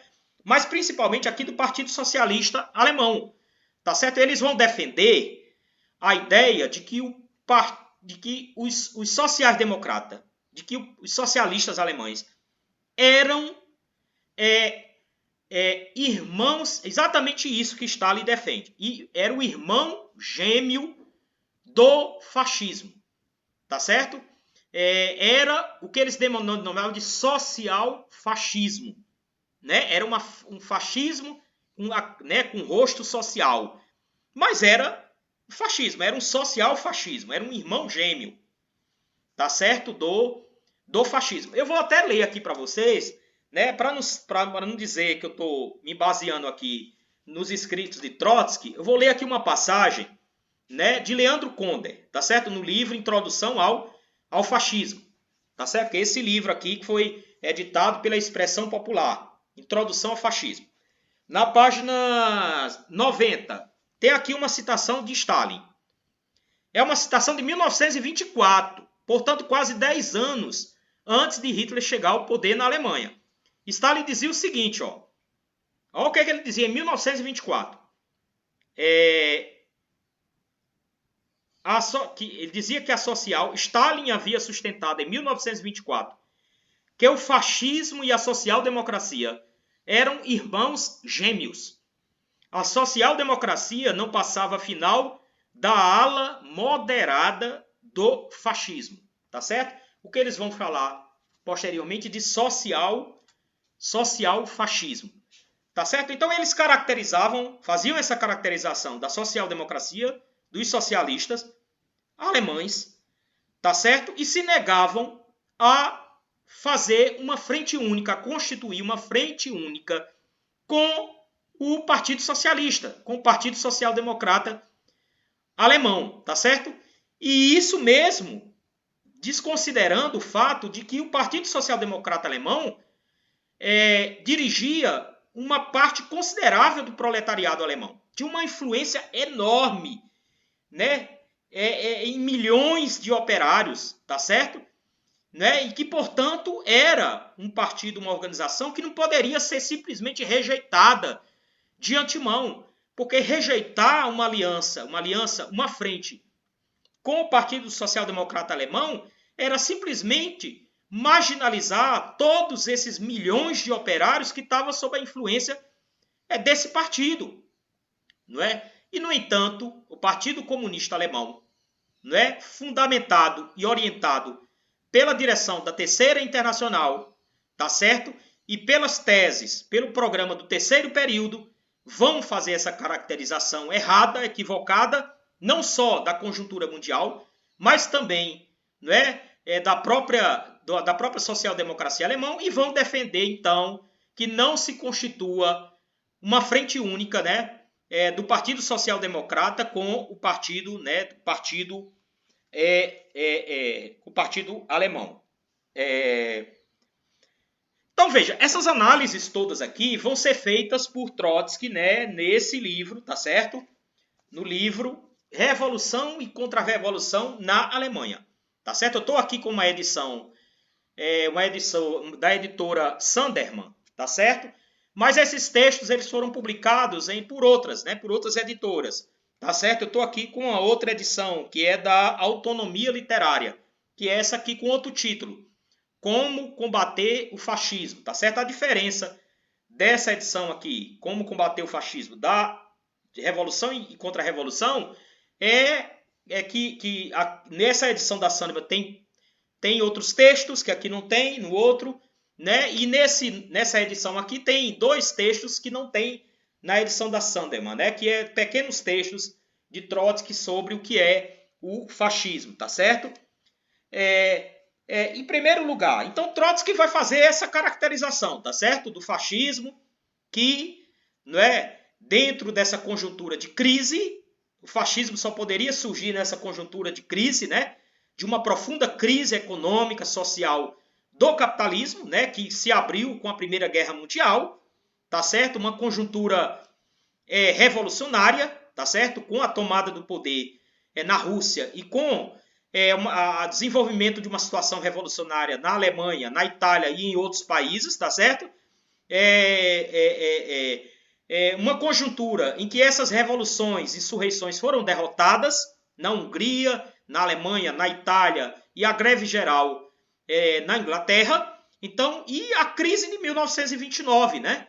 Que teve um impacto mundial. Então, a conjunção desses fatores, além, né, dos fatores particulares da própria Alemanha e da Itália, tá certo?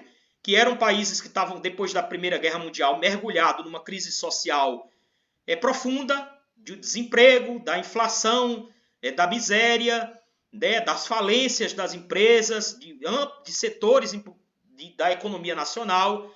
Então, essa conjuntura criou as condições para a ascensão do fascismo na Itália e do nazismo na Alemanha, tá certo? E, portanto, tá certo, criou as condições para a subida desses movimentos, dessas organizações ao poder do Estado. Não é? Essas organizações, elas eram organizações de massa, como eu coloquei aqui para vocês, tá certo? Eu vou pegar aqui, fazer uma leitura aqui rápida. Tem uma passagem aqui do texto dessa edição aqui, tá certo? Da Autonomia Literária. É um texto onde Trotsky vai analisar, vai responder a pergunta o que é o fascismo, tá certo? Ele vai dizer o seguinte, ó, muito interessante. Ele diz o seguinte, o que é o fascismo? O nome surgiu na Itália, mas seriam todas as formas de ditadura contra-revolucionárias fascistas? Ou seja, antes da instauração do fascismo na Itália, aí ele vai dizer o seguinte, vai responder. O movimento fascista na Itália foi um movimento espontâneo de amplas massas, com novos líderes de base. É um movimento plebeu em sua origem, direcionado e financiado por grandes poderes capitalistas. Ele surge da pequena burguesia, dos setores mais marginais do proletariado, que é o lumpenproletariado, né? E até certo ponto da massa proletária. Mussolini, um ex-socialista, é o empreendedor que surge desse movimento. Então, portanto, caracterizando, né, o fascismo, né, como um movimento de massas que surge inicialmente, né, em camadas da população, do povo, né, como ela fala, plebeia, tá certo? Das classes médias, pequeno-burguesas, setores do proletariado, setores do lumpenproletariado, e que vai ser financiado ao longo da sua história pelos setores capitalistas, né? E vai assumindo, evidentemente, cada vez mais, e quando chega no poder, particularmente, né, os interesses dos grandes monopólios alemães. Tá certo? Ele diz, o movimento na Alemanha é análogo, em geral, ao da Itália. É um movimento de massas, com seus líderes usando grande quantidade de retórica socialista. Já falei aqui que eles, né, utilizavam termos que antes eram utilizados pelo movimento socialista, tá certo? Dando uma conotação diferente. Isto é necessário, por que isso que eles faziam isso? Aí Trotsky explica, isto é necessário para a criação de um movimento de massas, tá certo? A base genuína do fascismo é a pequena burguesia, as classes médias. Na Itália, ela tem uma base muito grande. A pequena burguesia das cidades e vilas e o campesinato. Na Alemanha, igualmente, há uma ampla base para o fascismo também aí nas classes médias. Para que possamos prever as situações em relação ao fascismo, é necessário ter uma definição desta ideia. O que é o fascismo? Quais são as suas bases, formas e características? Como se dará seu desenvolvimento? É necessário proceder de forma científica e, portanto, marxista. Então ele vai, em outro texto também, já aqui no final do livro, tá certo? Num texto chamado o que